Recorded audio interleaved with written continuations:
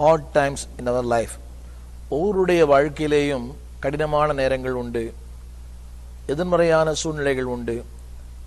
வாழ்க்கையில் கடினமான நேரங்களை கடந்து போகாத பக்தர்கள் இல்லை. சங்கீதங்களின் புஸ்தகம் 60ஆம் அதிகாரம் 3ஆம் வசனத்தில் இப்படி சொல்லுகிறது, உம்முடைய ஜனங்களுக்கு கடினமான காரியங்களை காண்பித்தீர், தத்தளிப்பின் மதுபானத்தை குடிக்க கொடுத்தீர். அன்பானவர்களே, உம்முடைய ஜனங்களுக்கு கடினமான காரியங்களை நீர் காண்பித்தீர். வாழ்க்கையின் பல நேரங்களிலே ஆண்டவர் நேசிக்கிற, ஆண்டவரை பின்பற்றுகிற, ஆண்டவருக்காக தன் வாழ்க்கையை அர்ப்பணித்த மகாபெரு தேவனுடைய மனிதனுடைய வாழ்க்கையிலே பல நேரங்களிலே கடினமான காரியங்கள். ஆனால் அந்த கடினமான காரியங்கள் ஒவ்வொன்றிலேயும் ஆண்டவர் ஒரு மாபெரும் அற்புதத்தை செய்திருப்பதை இந்த நாளில் உங்களுக்கு நான் விளக்கி காண்பிக்க விரும்புகிறேன். ஒருவேளை இந்த செய்தி கேட்டுக்கொண்டிருக்கிறவங்களில் பலர் கடினமான நிலைகளிலே கடந்து போய் கொண்டிருக்கலாம். இதயத்தின் கசப்பு இதயத்துக்குத்தான் தெரியும், அந்நியன் அதை அறியான். பல நேரங்களிலே வாழ்க்கையின் கடினமான நேரங்களிலே கடந்து போகும்போது உலகம் பலவிதமான விமர்சனங்களை தரும்.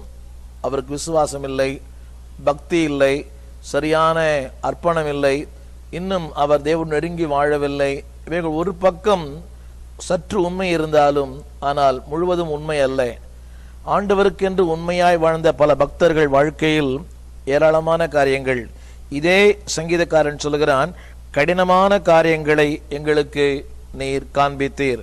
ஆனால் அதே வசனத்தினுடைய கடைசி வார்த்தையிலே, அந்த 60ஆம் சங்கீதம் கடைசி வார்த்தையில் சொல்லுகிறார், அவரே எங்கள் சத்துருக்களை மிதித்து போடுவார், அவரே எங்கள் சத்துருக்களை மிதித்து போடுவார். ஆம் அன்பான கர்த்தருடைய பிள்ளைகளே, கடினமான காரியங்களிலே ஒரு பக்தன் இப்படி சொன்னார், வாழ்க்கை கடினமாக இருக்கும் பொழுது நீ கடினமாயிரு, கடினமே உன்னை பார்த்து சொல்லும் என்னை விட நீ மிகவும் கடினம். when your going gets tough, the tough gets going.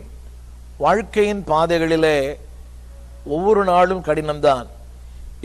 இப்படி சொன்னால் உங்களுக்கு புரியும். நான் கண்விழித்து கொள்வதற்கு முன்பதாகவே பிரச்சனைகள் கண்விழித்து கொள்ளுகிறது. அப்படினானால் இந்த கடினமான உலகத்தில் கடினமான வாழ்க்கையை ஒவ்வொரு கடினங்களுக்கும் மத்தியிலேயும் தேவன் ஒரு மாபெரும் அற்புதங்களை செய்கிறார். உங்கள் யாவருக்கும் தெரிந்த ஒன்று யோசேப்பின் வாழ்க்கை.